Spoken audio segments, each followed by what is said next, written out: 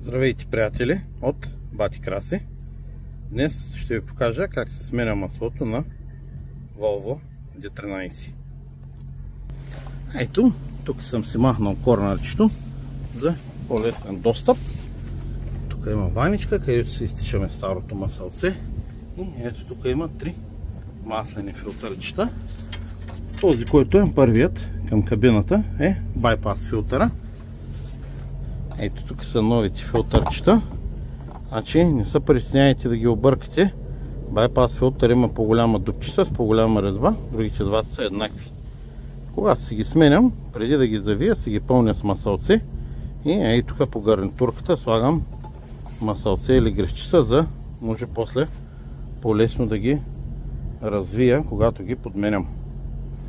Ренч, който използвам, той е на Gear Range, парт номера му е 2320D. На Амазон е нещо порядъка на 230 кинта. Камъка, с който развиваме пробката, е инчи 1/4. Използвам Torque Wrench. Torque Wrench е сетван на 45 фут-паунда. Ако погледнете отдолу до пробката, на картерчето пише 45 фут-паунда или 60 нюнометъра. Ако пробката ви евентуално капи, може да се я смените. Сервизите много обичат да искат да свалят картата, да сменят тая част, когато капи пробката. И тази гумичка след 100-200 хиляди мили почва да изпуска. Сега просто купете една нова пробка за $12 и си я подмените. Ако тази част ви е наистина прицакана на картера, то вие няма да му да излезете от сервиза. Ще ви изтича маслото в сервиза, толкова много тече, когато това се прецака. И още нещо за пробката. Много колеги са ме питали, инсталират си кранчета за по-лесен експорт на маслото. Имам такова кранче, не съм го инсталирал умишлено, поради проста причина, че тук има магнитче. И при всяка смяна на масло мога да го инспектирам, да видя, ако има някой вътрешен проблем на двигателя, тук ще има стручици. Друго нещо за масълцето, аз използваме такова Mobile Delvac Synthetic Blend. Може да използвате Full Synthetic, личен избор. Друго нещо за филтърчетата, ето тук съм си ги надписал. Значи, голямо значение е, когато се сменяте филтърчетата, ако искате вашия камион да има дълъг живот, да използвате оригинални филтърчета. Значи, оригиналните филтърчета на Volvo, двата нормални филтъра, пропускливостта им е 25 до 38 микрона. Байпас филтърчето пропуска, филтрира до 5 микрона. За референс, човешкия косъм, средната му дебелина е около 7 микрона. Да ви стане ясно какво значи 5 микрона. Повечето вътрешни части на Volvo D13, лагери, bearings, тем подобни moving parts могат да просъществуват, ако има някой дебри не по-голям от 20 микрона. Тези пропускат 25 до 38. Този пропуска 5.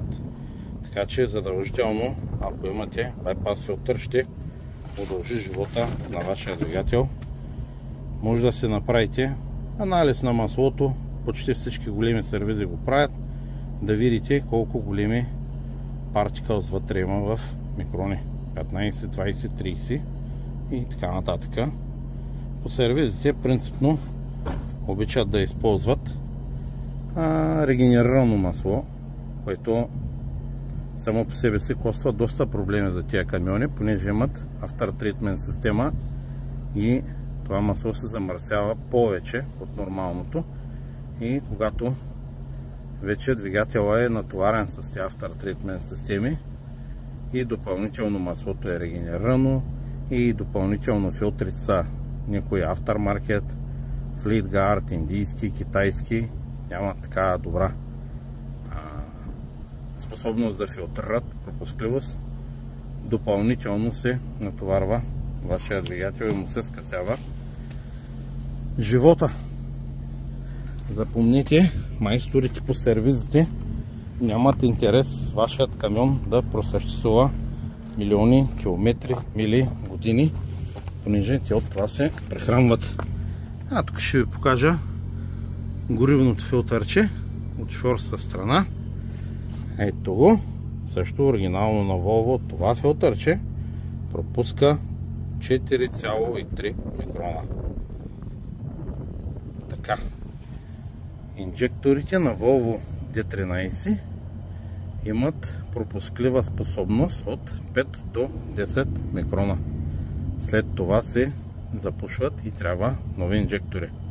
Затова е от стратегическо значение да използвате качествени филтри и качествени масла. Ето този двигател, например, е на 1 250 000 мили с оригиналните инжектори. За референс просто го казвам.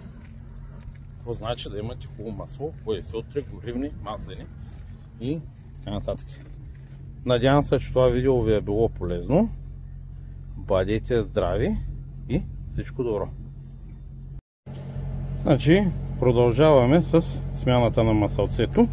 Трябва да се смени и отър сепаратора. За целта, ей тук отдолу има кранче, ето го кранчето, и кранчето има копченце. Аз какво правя? Слагам си, значи най-напред развивате тая тапичка тук отгоре, развивате,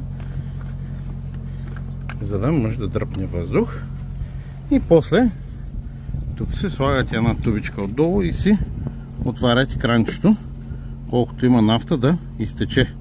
След като тази нафта сте я събрали, отваряте кранчето и развивате. Ето тук, аз вече съм си го разхлабил, за по-лесно да работя, да снимам с една ръка. Ей, това е ренча, който използвам. Ето така, да разхлабваме, да стягаме. Ето му арт номера 61110, универсален ренч.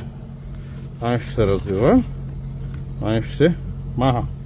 Желателно е да си го почистите. След като махне това, стария футър се маха, много наклоните така да изтече малко нафтица и го дескартвате. Преди това обаче поглеждате ето тук отдолу на тази гумичка да е на филтъра, понеже някой път остава ето тук. И новия филтър идва с две гарнитурки. Едната аз вече съм си инсталирал ето тук, понеже ми е така по-лесно за видеото, а другата е ето тук. Знаете, това го почистите идеално и инсталирате новата гарнитурка. След това се взимате новия филтър и това е гумичката, която трябва да внимавате да си е там на место, и просто го поставяте и следователно си поставяте бурканчето и си го завинтвате. Така, сега вече от тук трябва да се налеете нафтица, да дойде нивото до ето тук, да е обезвъздушен, и след като е обезвъздушен, тогава се завивате ето тази тапичка.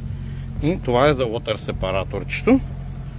И ето тук, да не забравите, когато си подменяте ето това филтърче, трябва да го напълните с нафта догоре, да го завиете пълно с нафта.